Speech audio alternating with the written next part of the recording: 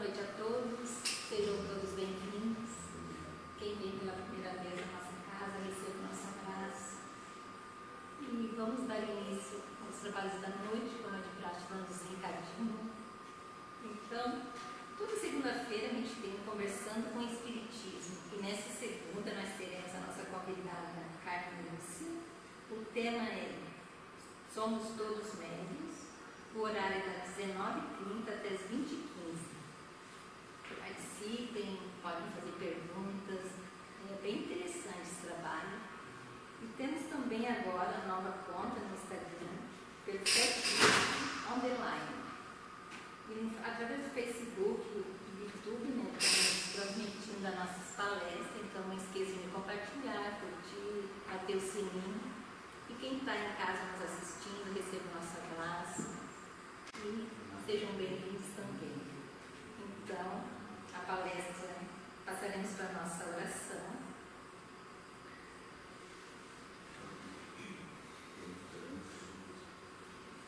Amado Mestre Jesus, é com muita alegria que estamos aqui novamente, trabalhando na seara espírita, na seara do Cristo, que possamos cada um de nós receber a palavra amiga do Evangelho, que nos conforta e nos ampara, que possamos estar de mente e coração abertos essa noite para receber esses ensinos para a nossa transformação moral e espiritual, nosso crescimento como ser espiritual que somos. E assim, na presença amiga dos benfeitores aqui presentes, com a alegria de sempre, damos por iniciados os trabalhos da noite de hoje. Que assim seja. A palestra de hoje está a cargo do Seu Elias, o Verbo é Criador.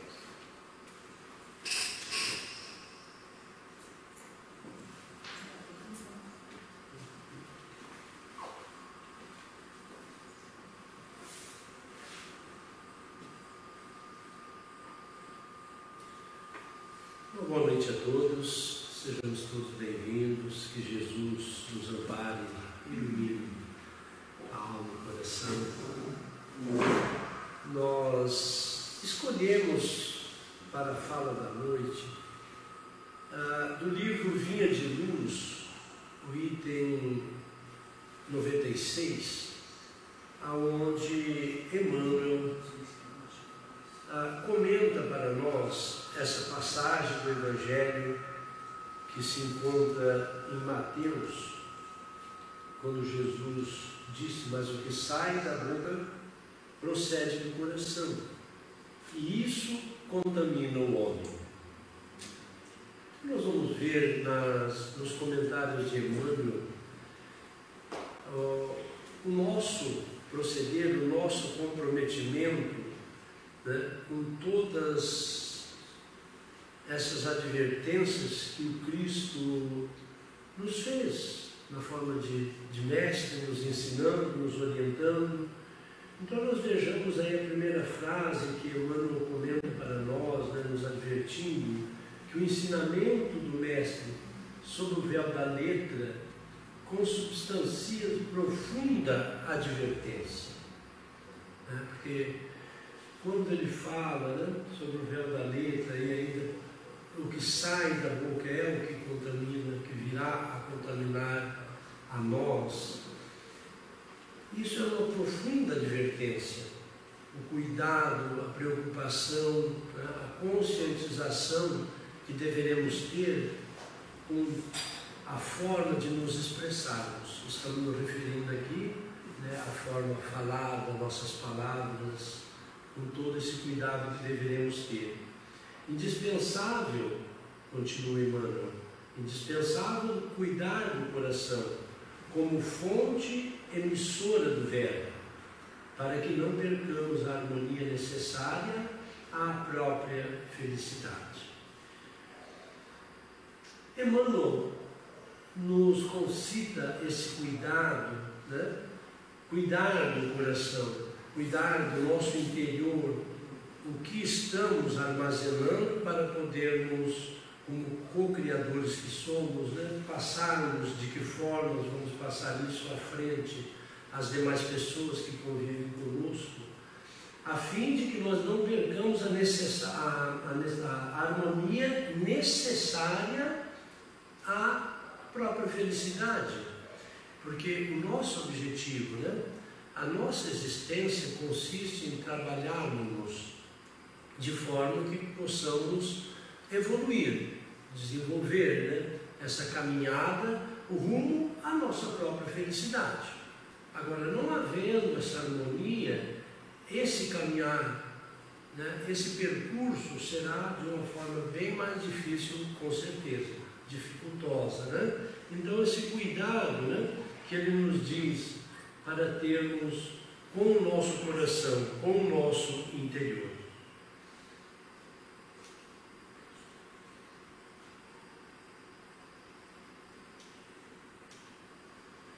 O que sai do coração e da mente pela boca é força viva e palpitante, envolvendo a criatura para o bem ou para o mal, conforme a natureza da emissão. Então veja que Emmanuel aí já nos coloca, né, como nos tempos atuais nós sabemos essa atuação do espírito na matéria, né, ela se dá através do perispírito e vai, né, ser localizada na estrutura física da nossa mente. Então, quando Jesus falou que o que sai da boca, né, porque procede do coração, o coração é o símbolo, né, é o órgão que simboliza os nossos sentimentos. Então, para acompanhar o desenvolvimento do que Emmanuel nos propõe nesses seus comentários, imaginemos realmente que a mente é onde se forma, né, todas essas ideias, e aonde é que vai se armazenar esses sentimentos edificados, trabalhados por nós? Vamos imaginar o coração então como um depósito, já que Jesus, né, com a sua sabedoria nos advertiu, e isso procede do coração. Emmanuel nos diz então, né, o que sai do coração e da mente pela boca é força palpitante. Então isso é indispensável nós termos essa consciência de que é força palpitante envolvendo as criaturas para o bem e para o mal, de conformidade com o direcionamento, com a roupagem que nós demos a essas palavras, né, que expressam, que irão expressar os nossos sentimentos. E do íntimo, então, dos tiranos, vejamos bem, por esse processo origina-se o movimento inicial da guerra, movimento destruidor que torna a fonte em que nasceu, lançando ruína e aniquilamento. Então vejamos bem que Emmanuel aí nos lembra do cuidado, porque do íntimo daqueles que programam, né, os combates, as agressividades, chegando ao nível de guerras, né, entre nações, entre povos, são mentes, né, que não produzem o bem, não se preocupam, ainda não estão nesse amadurecimento de realmente valorizar a orientação do Cristo. Mas o que sucede aqui? Observemos que Emmanuel, ele nos adverte quanto a essa lei de retorno, né? Origina-se um movimento destruidor que torna a fonte em que nasceu, do íntimo, de onde partiu, né, essas programações, retorna lançando ruína e aniquilamento. Emmanuel aí nos adverte então quanto à lei de retorno, tá? Que é a advertência para tomarmos cuidado com aquilo que, né, colocarmos da boca para fora.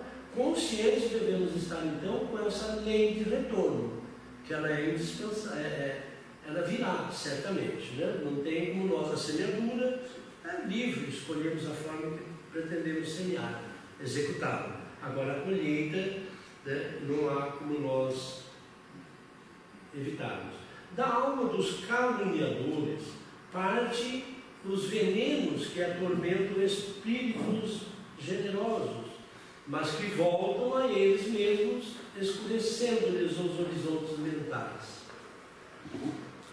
Imaginemos nós, quando a gente fala, né, dos caluniadores, muitos de nós não nos apercebemos a forma, né, com que procedemos julgando, fazendo julgamento, até mesmo nas análises, né, equivocadas que possamos vir fazer em referência àquele que caminha conosco, àquele que trabalha conosco. Temos que ter essa consciência, né, que esse retorno virá. Então, se usarmos a inteligência, né, para atingirmos os nossos semelhantes, virá, né, nessa forma de escurecendo os nossos horizontes mentais. São os resgates que certamente haveremos de passar, pelos quais haveremos de passar, a fim de corrigirmos-nos com, né, as dificuldades do uso da inteligência, né, do saber, nas próximas experiências reencarnatórias. Do coração dos maus, dos perversos e dos inconscientes, surge com o poder verbalista os primórdios das quedas, dos crimes e das injustiças. Todavia, tais elementos perturbadores não se articulam de balde para os próprios autores, porque dia chegará em que colherão os frutos amargos das atividades infelizes a que deram impulso. Da mesma forma, né?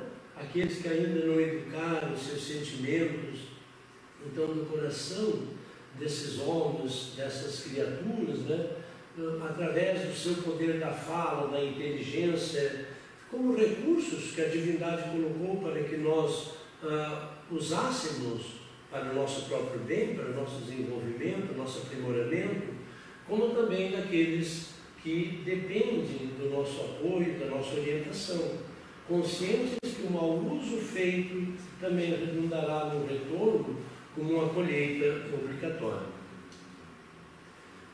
Agora, o auxílio fraterno, né, como falamos em telas anteriores, dependendo do direcionamento que nós dermos com esse poder que nós temos, né? Agora, com o auxílio fraterno, quando a nossa atitude é no bem, nós espalhamos, né, benefícios infinitos, e o perfume do bem, ainda quando derramado sobre ingratos, voltam em ondas invisíveis a reconfortar a afronto que o imite.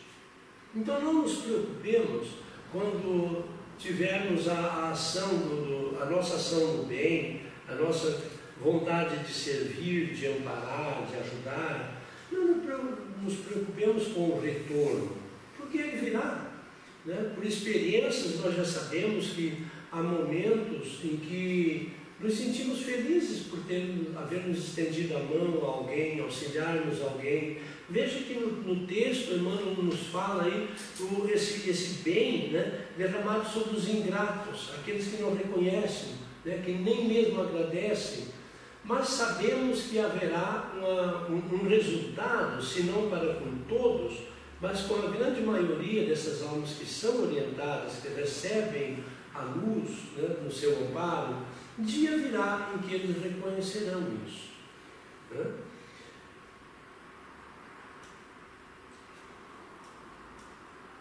O ato de bondade é invariável força benéfica em derredor de quem mobiliza. Há imponderáveis energias edificantes em torno daqueles que mantêm viva a chama dos bons pensamentos a iluminar o caminho alheio, por intermédio da conversação estimulante e sadia. Então veja que naquela pessoa que já tem o coração trabalhado, que já tem essa consciência, né, que através de um esforço já atingiu essa condição melhorada, então há essas energias em torno, é aquele bem-estar reconfortante que nos sentimos envolvidos com a presença, ou quando nos aproximamos de pessoas que já conquistaram essa condição. Então, são essas pessoas que utilizam desse verbo, né, através da conversação esclarecedora, estimulante, amparando, orientando, né, aqueles que buscam. Os elementos psíquicos que exteriorizamos pela boca são potências atuantes em nosso nome, fatores vivos que agem sob a nossa responsabilidade, em plano próximo ou remoto, de acordo com as nossas intenções mais secretas. São essas energias, então, né? Como na frase anterior, tudo isso significam potências, né? Recursos que atuam representando a pessoa que expediu, né? Seja um conselho, seja uma palavra, um esclarecimento. Então, esse é o produto, é o resultado daqueles, né, que hão se preocupado com esse trabalho. É imprescindível, então, conscientes que estamos, né, vigiarmos a boca, porque o verbo, né, ele cria, ele insinua, ele inclina, modifica, renova ou destrói. Então, por dilatação viva da nossa personalidade. Tenhamos muito cuidado, então, muita preocupação com o conhecimento que a doutrina espírita traz para nós, sabedores que somos da influência que temos, né, sobre aqueles, principalmente a família, filhos, né, que são colocados sob o mesmo teto, sob a nossa orientação e cuidados, principalmente com o exemplo, muito além daquilo que falamos, mas o exemplo, a forma com que temos vivenciado, né, demonstrado. E isso, então, que Emmanuel comenta para nós no livro Vinha de Luz, nós, de uma forma mais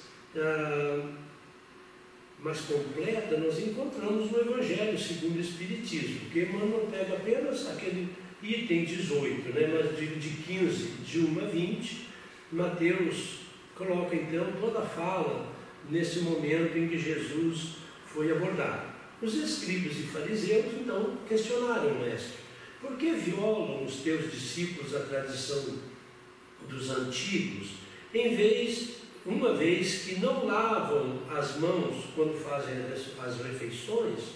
Então o mestre responde, né, ou atende a essa pergunta, devolvendo uma pergunta também, né? Então Jesus lhe responde: por que violais vós outros o mandamento de Deus para seguir a vossa tradição? Vamos ver nos parágrafos seguintes a forma como o povo da época atendia ou acreditavam que seria a forma correta os tais procedimentos. Hipócritas, disse o Cristo, continuando, né? Bem profetizou de vós Isaías, quando disse: esse povo me honra de lábios, mas conserva longe de mim o coração. Porque, depois tendo chamado o povo, disse: escutai e compreendei bem isto. Não é o que entra na boca que macula o homem. O que sai da boca do homem é o que o macula. O que sai da boca procede do coração. Porque, à época, né, era muito mais fácil, através das práticas exteriores, das oferendas, né, se quitarem, né, com os seus débitos. Bastava então fazer aquela oferenda ao Senhor e eles tinham a consciência de que isso era suficiente.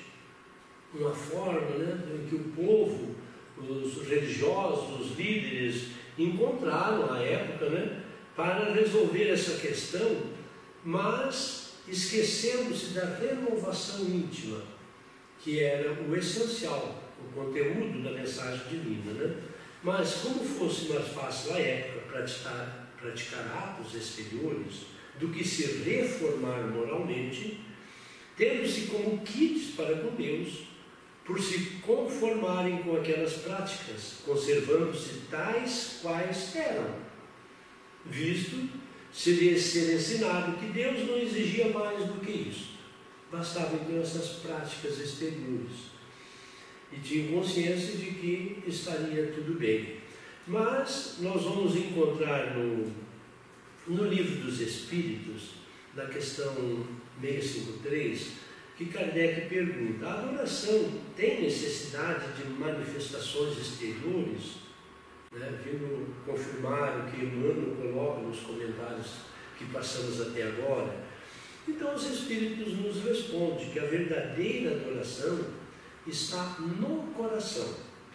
Em todas as vossas ações, imaginai sempre que um Senhor vos observa.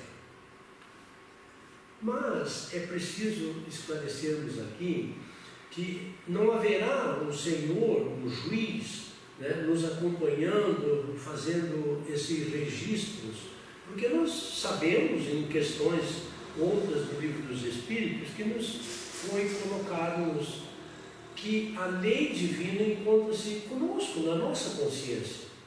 Então esse Senhor representa a divindade que nós buscamos em nós mesmos, nessa construção, nessa consciência.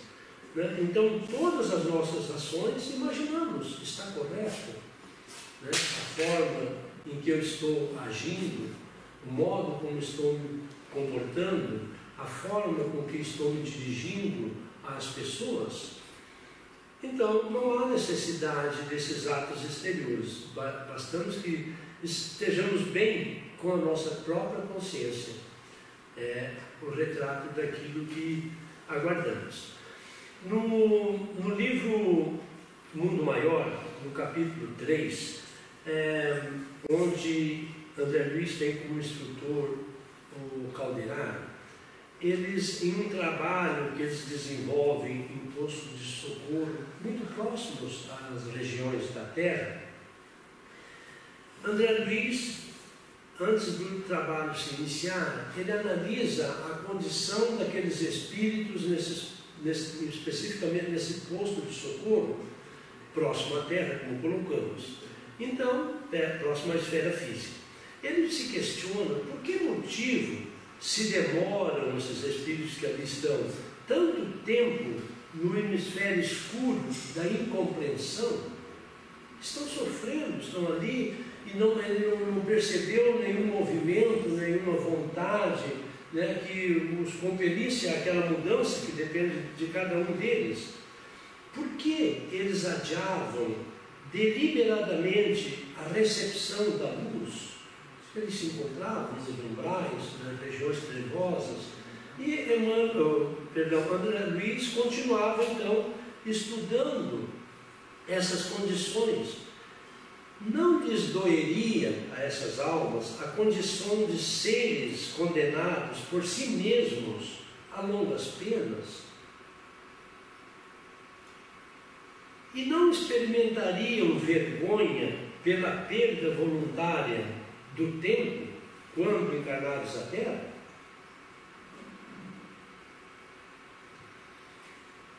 Nós sabemos que espíritos que estão nesta condição, ainda a consciência não está totalmente desperta, mas eles vão vislumbrando condições melhores na dimensão espiritual onde já se encontram. Mas eles sabem que para atingir essas outras regiões, eles têm um compromisso com a lei divina. Isso está na consciência de cada um.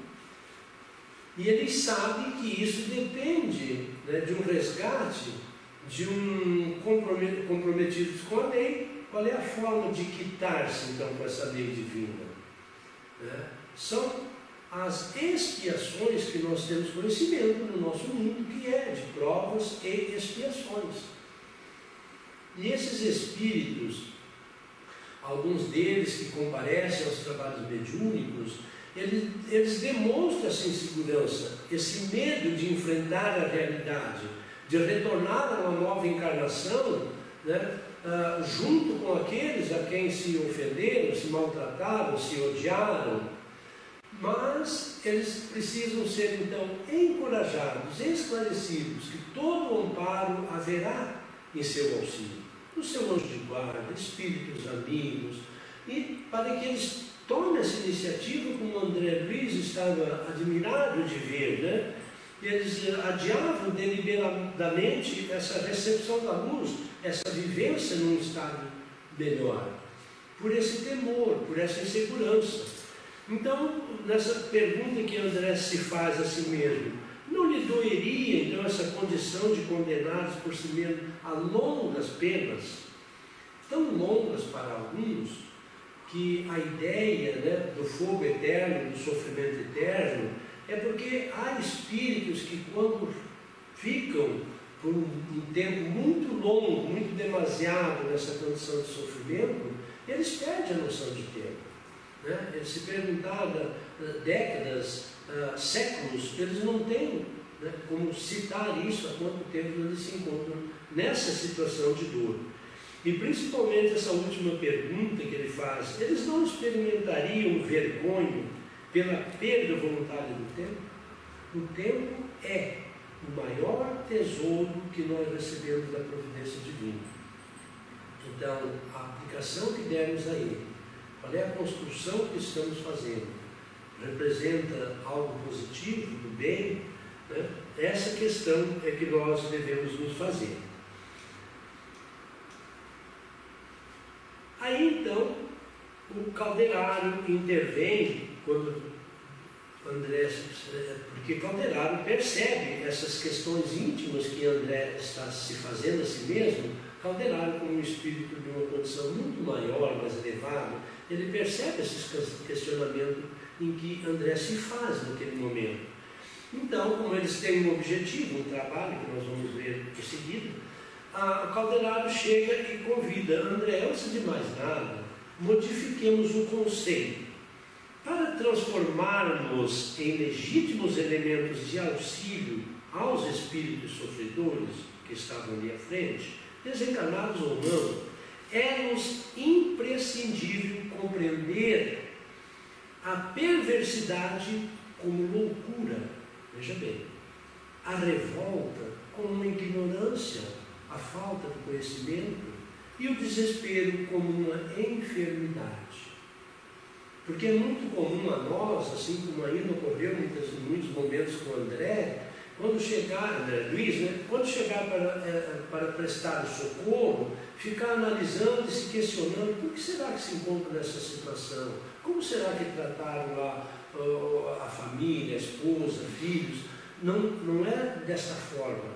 Então, Calderaro está advertindo a André, para que eles pudessem ser os verdadeiros auxiliares, eles tinham que entender o sofrimento daqueles espíritos que ali estavam, que isso representa doença, a perversidade como uma loucura, a revolta como uma ignorância. E veja bem, muitos momentos nos revoltamos com alguma coisa no nosso dia a dia por falta de uma visão mais dilatada daquilo que acontece conosco, né?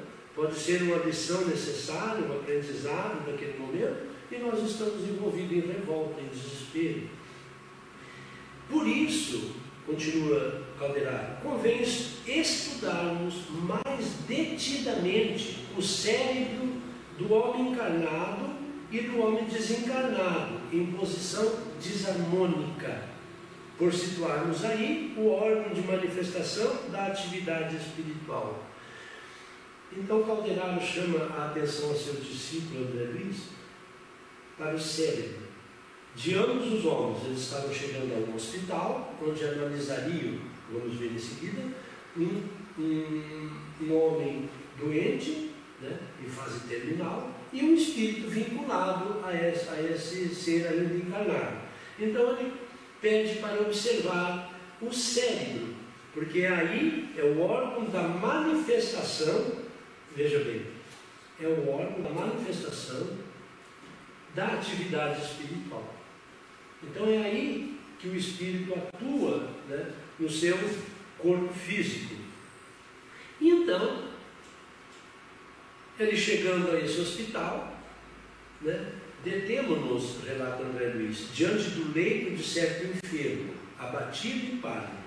Mantinha-se ele unido à deplorável entidade de nosso plano, o plano espiritual, em míseras condições de inferioridade e de sofrimento. Então, Calderaro está advertindo a André para que eles pudessem ser os verdadeiros auxiliares, né, para que pareciam ambos, né, visceralmente jungidos um ao outro. Pensamentos de um, com certeza, viveriam no cérebro do outro. Só abrir, me permite um parênteses, estamos trazendo esse relato desta obra, né, do Mundo Maior, porque a nossa fala hoje refere-se ao nosso comportamento, às nossas atitudes, aquilo que eu penso, aquilo que eu crio, mentalizo e coloco, né, através da fala para fora. Que isso acontece também em muitos momentos, por falta de uma vigilância, de um conhecimento maior, né, que nós poderemos estar influenciados por espíritos sofredores, por espírito das trevas. Aqui nesse caso era um enfermo ligado ao outro enfermo. Aquela entidade que estava no plano espiritual, que estava ligada àquele homem, né, em estado terminal da sua vida física, ele utilizava-se dos últimos recursos de energias para poder também sobreviver, para poder se manter, né, na forma de vida com que ele havia elegido para si, esse espírito na atividade espiritual. Então, foi então que Calderaro orientou-me examinasse o cérebro de nosso irmão encarnado. E aí André Luiz já tinha feito seus trabalhos de desenvolvimento, né, da visão, e ele tinha já adquirido essa condição de analisar, auscultar o cérebro daquele enfermo que estava à sua frente, porque ele tinha condição para isso, né? E ele passa então a examinar. Pela ligação que se mantinha ao espírito desencarnado, tínhamos sob os nossos olhos dois cérebros quase idênticos, do moribundo e do desencarnado. Então André Luiz fala que o cérebro de um desencarnado seria também suscetível de adoecer? Já nos deparamos com esse questionamento. É possível então que o cérebro de alguém que não tem o corpo físico, porque esse órgão também está lá situado no perispírito, e ele é possível de adoecer? A pergunta de André Luiz. Que fenômenos mórbidos assediariam a mente de alguém que já não tem o corpo? E Calderaro, então, socorro André, ele coloca: a maldade deliberada seria modéstia da alma. Perdão, a maldade deliberada não seria modéstia da alma? Calderaro perguntando a André e perguntando-nos também. Então essa maldade, né, que foi desregradamente praticada por algum de nós, quando aqui em atividade no plano físico, não seria uma modéstia da alma? O ódio não constitui um morbo terrível? O ódio que alimentamos por tempo, né? Alimentando isso, sabemos que desestrutura até a constituição física, orgânica. Supões, Calderaro perguntando a André, porventura não haja os vermes mentais da tristeza e da inconformação? Então paremos um pouquinho aqui nesse questionamento, né, que são doenças da alma. Então aquele espírito que estava ali precisando de amparo, de preces, de encaminhamento, porque ele estava ligado a um ser nos momentos finais de vida, com toda essa problemática, porque sabemos que de conformidade com as nossas ações, nós iremos tornando o nosso perispírito mais luminoso, menos opaco, ou estaremos prejudicando esse corpo, essa roupagem do espírito, que é o nosso perispírito. Então é isso que vai ocorrer, né, no nosso retorno à vida espiritual. Levaremos, né, gravado no nosso corpo espiritual, no nosso perispírito, a consequência, né, de tudo aquilo, os malefícios que fizemos a nós mesmos, ao nosso corpo físico, à nossa mente, às nossas atitudes deseducadas, como transformando como vermes mentais que se alojam então no nosso corpo, que acompanha, né, o nosso espírito nessa nova dimensão que é a dimensão espiritual.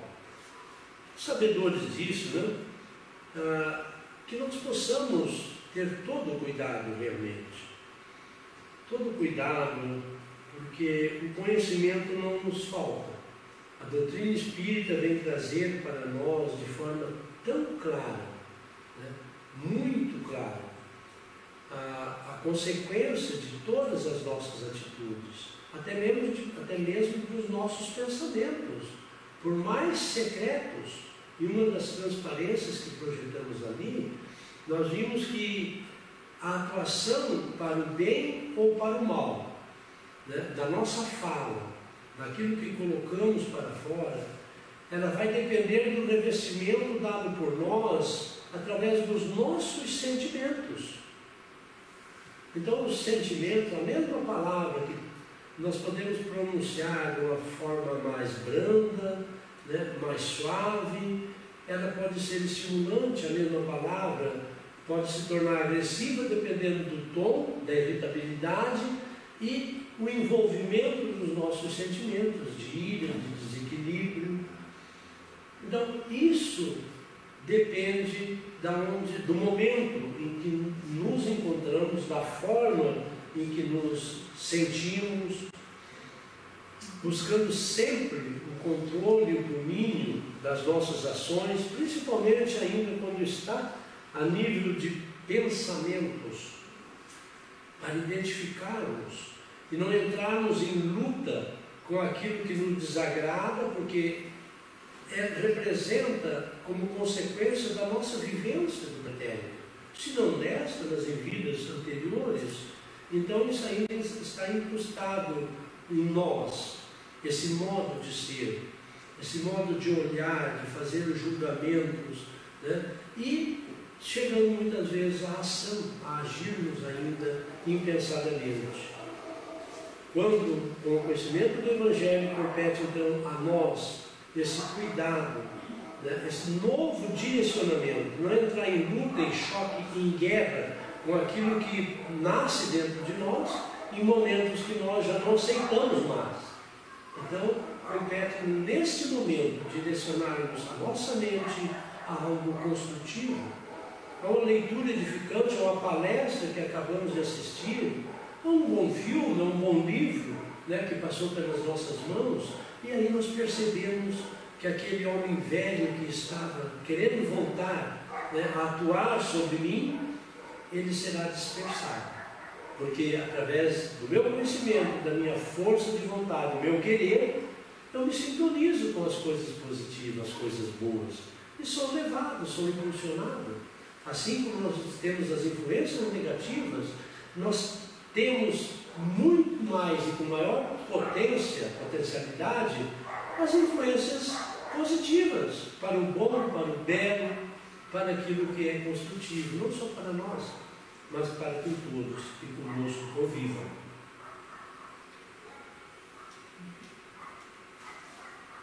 Então, o gênero de vida de cada um no invólucro carnal determina a densidade do organismo perispirítico após a perda do corpo físico, motivo pelo qual mantinham-se em zonas próximas à esfera física. Essa aqui é a conclusão a que André Luiz chega depois daquele trabalho, do socorro prestado àqueles dois espíritos, um encarnado e um desencarnado, aquela visita ao hospital. Então veja bem, ele nos adverte, né, que dependendo do gênero de vida que levamos aqui, no momento encarnado, né, vai determinar a densidade, é um peso específico que o nosso perispírito tem. Então o espírito separa-se do corpo. O que o acompanha? A vestimenta do espírito, que continua sendo o perispírito. E esse perispírito, que é, como a nossa literatura espírita nos coloca, constituído de elementos do próprio mundo em que vivemos. Então, ele tem uma massa, ele tem uma matéria, Mas essa matéria vai sendo quintessenciada, vai sendo trabalhada na sua leveza, no seu peso, de todas essas formas, dependendo do nosso proceder, dependendo dos pensamentos que eu mantenho, que eu trabalho, dependendo da minha ação no bem. Então, esse organismo, né, perispirítico que acompanha, que está envolvendo o meu ser, que já na outra dimensão, que já não possuo mais o corpo físico, vai determinar o espaço, o local, mais ou menos no espaço aonde eu vou me posicionar, aonde eu irei me situar, podendo também lá trabalhar para melhorar a minha posição. Então, por esta condição em que se encontrava o perispírito destes elementos que estavam ali próximos, né, à atmosfera física, que André Luiz relata, era uma condição natural. Eles não tinham como ascender a postos de socorro ao nosso lar, né, onde tem uma condição estabilizada, de alegria, de bem-estar. Então, sabedores disso, que nós possamos nos preocupar, né, nos preocuparmos com essa condição da nossa roupagem espiritual. Ouvindo uma fala agora há poucos dias, eu não lembro o expositor espírita que eu assistia, mas ele faz uma colocação muito interessante. Nós nos preocupamos, ou temos, né, aqueles cuidados, aquele receio. Quando chegará o meu momento de partir para outra dimensão? Quando será? Mas uma questão muito mais importante, primordial até, pela necessidade, é de nos preocuparmos qual é a forma que eu vou estar, como é que eu estou, como é que eu estarei no momento da minha chamada.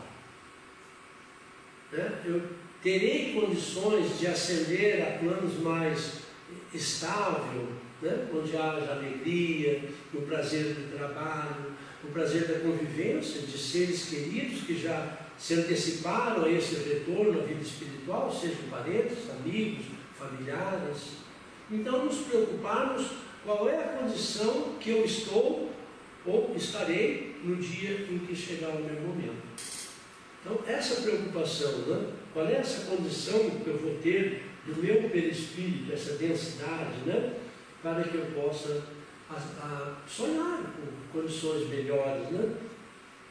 Equiparadas, claro, com a minha condição espiritual, moral. E aí, encerrando então a nossa apresentação, nós projetamos aqui essa frase para que a gente possa levar, trabalhando isso em nossa mente e nosso coração, né? Em todos os dias e acontecimentos da nossa vida, recordemos com o Divino Mestre de que a palavra procede do coração e por isso mesmo contamina o homem. Lembrando que assim como o exemplo arrasta tanto para o bem como para o mal. Então tenhamos essa consciência, busquemos no esforço, no trabalho, perseverante, constante, né? Nunca imaginando-nos incapacitados para certas tarefas, porque todos nós começamos, né, como crianças, e no trabalho, no movimento espírita, nas ações no nosso mundo lá fora, as nossas atividades, requer a nossa participação de forma equilibrada, consciente de todo o bem que nós devemos, que podemos e devemos realizar. Que Jesus nos ampare, nos ilumine o coração, a mente, e nos guarde no seu divino amor. Muito obrigado. Boa noite.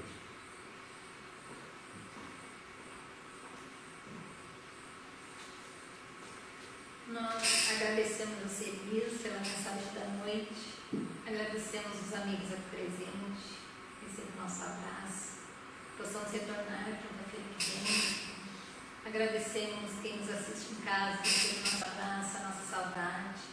E não se esqueça de estar conversando sobre o Evangelho na segunda. Nos encontramos lá com o Murilo e com a Carmen, elaborando boas perguntas.